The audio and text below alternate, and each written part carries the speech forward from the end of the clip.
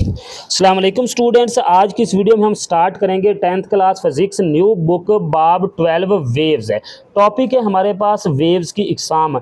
Long के point of view से और शॉर्ट के पॉइंट ऑफ व्यू से ये बहुत ही इंपॉर्टेंट क्वेश्चन बनता है। ठीक है कि क्वेश्चन कैसे वो आपसे पूछ सकता है कि एक तो वो ये क्वेश्चन पूछ सकता है कि वेव्स की इकसाम पर नोट लिखें। दूसरा वो क्वेश्चन ये पूछ सकता है कि मैकेनिकल वेव्स और इलेक्ट्रोमैग्नेटिक वेव के दरमियान फ़र्क मिसालों से वजाहत करें।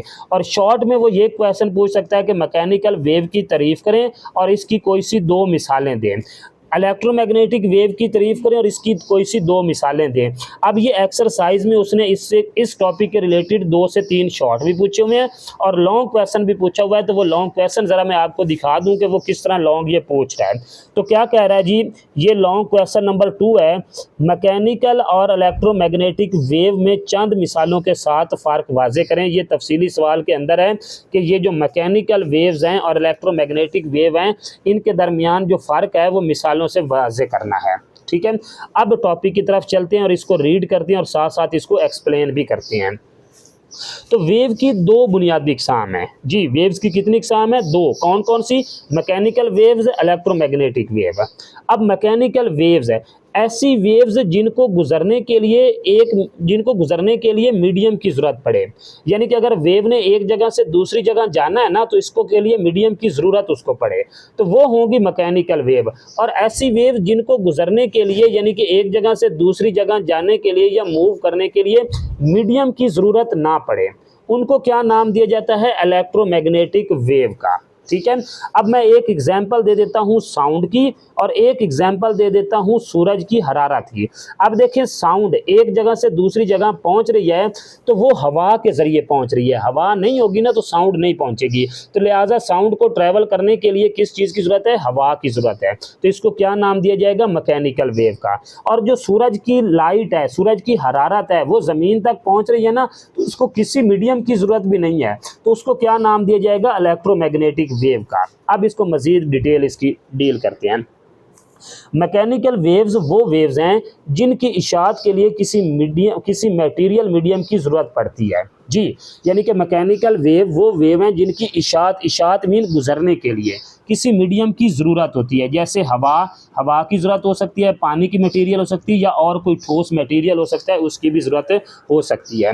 ये वेव्स जो हैं ये खला में सफ़र नहीं कर सकती। अब ये खला में सफ़र क्यों नहीं कर सकती? देखिए जी, खला में तो कोई मीडियम ही नहीं है, उसमें ना हवा है, ना पानी है, ना कोई ठोस चीज़ है। तो लिहाजा ये जो वेव्स है ना, इनको मीडियम की ज़रूरत होती है, तो ये फिर खला में सफ़र नहीं कर सकती। क्लियर? क्योंकि ये एनर्जी मुंतकिल करने के लिए मीडियम के पार्टिकल की वाइब्रेशन पर इंसार करती हैं। वहाँ पे मीडियम ही नहीं है तो वाइब्रेशंस कहाँ से होगी? मीडियम के पार्टिकल अपनी जगह ठहर कर वाइब्रेशंस पैदा करते हैं और इन्हें वाइब्रेशन से एनर्जी आगे मुंतकिल करते हैं। अब इसमें क्या होगा कि अगर वो मीडियम वहाँ पे मौजूद है तो वो मीडियम जो है ना, वो उसके पार्टिकल जो है ना, वो वाइब्रेट करेंगे, आगे पीछे मूव करेंगे और एनर्जी को आगे भेज देंगे। इसकी एग्जांपल लेते हैं इस रस्सी से। आप क्या करें कि रस्सी के एक सिरे को पकड़ के अप एंड डाउन यानी कि ऊपर नीचे इसको हरकत दें। जब आप ऊपर नीचे हरकत देंगे तो वेव यहाँ से मूव करके यहाँ पे जाएगी, लेकिन पार्टिकल यहाँ से मूव करके यहाँ पे नहीं जाएंगे, वो ऊपर नीचे सिर्फ हरकत करेंगे, वेव को आगे मूव करने देंगे। ठीक है, पार्टिकल के मीडियम सिर्फ अपनी जगह पर वाइब्रेशंस पैदा करते हैं। पार्टिकल क्या हैं? जो पार्टिकल के मीडियम हैं वो अपनी जगह पर सिर्फ वाइब्रेशन ही पैदा करेंगे और एनर्जी को आगे मुंतकिल करते हैं, जबकि पार्टिकल खुद वेव के साथ आगे नहीं बढ़ते। पार्टिकल वेव के साथ आगे नहीं जाते, सिर्फ ऊपर नीचे हरकत करते हैं। इसे समझने का एक सादा तरीका ये है कि रस्सी के एक सिरे के ऊपर नीचे हरकत दें, जो आपको यहाँ पे बता दिया है। ठीक है, तो वेव रस्सी के साथ आगे बढ़ती है, लेकिन रस्सी का हर हिस्सा ऊपर नीचे हरकत करता है, जबकि वेव खुद आगे सफ़र करती है। आगे मैकेनिकल वेव की मिसालें कौन सी हैं जी? साउंड वेव को गुजरने के लिए किस चीज़ की ज़रूरत होगी? हवा की ज़रूरत होगी। उसके बाद पानी की वेव, पानी के ऊपर वेव पैदा होने के लिए पानी की ज़रूरत होगी। रस्सी या स्प्रिंग में वाइब्रेशन पैदा करनी है तो रस्सी या स्प्रिंग की ज़रूरत होगी। ज़लज़लों में पैदा होने वाले सिस्मिक वेव्स हैं, ये सारी मैकेनिकल वेव की मिसालें हैं। ठीक है जी, यहाँ तक जो है ये आपका मैकेनिकल वेव का टॉपिक कंप्लीट हो गया। अब आते हैं इलेक्ट्रोमैग्नेटिक वेव की तरफ। इलेक्ट्रोमैग्नेटिक वेव मैकेनिकल वेव से इसलिए मुख्तलिफ हैं कि इन्हें सफ़र करने के लिए किसी मटेरियल मीडियम की ज़रूरत नहीं होती, यानी कि ये खला में भी सफ़र करेंगे, जहाँ पे कोई मीडियम नहीं होगा तो ये वहाँ पे भी ट्रैवल करेंगी। ये वेव खला में भी सफ़र कर सकती हैं, इसी वजह से सूरज की रोशनी और दूसरी हरारती रेडिएशंस खला के ज़रिए ज़मीन तक पहुँचती हैं। ठीक है। इलेक्ट्रोमैग्नेटिक वेव की मिसालें रेडियो वेव्स है, माइक्रोवेव्स है, इंफ्रारेड रेडिएशंस है, नज़र आने वाली रोशनी, ultra violet rays, X rays, gamma rays, ये सारी क्या हैं, इलेक्ट्रोमैग्नेटिक वेव की मिसालें हैं। इनकी वेवलेंथ और फ्रीक्वेंसी मुख्तलिफ होती है। अच्छा, अब वेव जो है ना, वेव की फ्रीक्वेंसी भी होगी और वेव लेंथ भी होगी। इसको थोड़ा आप डिस्कस कर सकते हैं कि ये मेरे पास ना ये एक वेव है, ठीक है। अब ये फॉर एग्जांपल 1 सेकंड में जितनी फ्रीक्वेंसी, जितने नंबर ऑफ वेव ये कंप्लीट करेगा ना, ये इसकी फ्रीक्वेंसी होगी, ठीक है। और यहाँ से लेके यहाँ तक ये जो डिस्टेंस है ना, ये इसका वेव लेंथ है, ठीक है।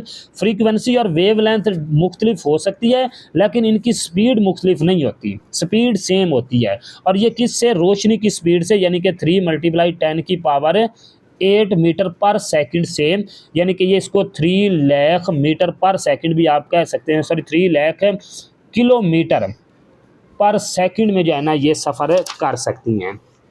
तो क्या है, लेकिन खला में ये सब रोशनी की स्पीड से सफ़र करती हैं, जो करीबन 3 लाख किलोमीटर फी सेकंड बनती है, यानी कि 3 × 10⁸ मीटर पर सेकंड।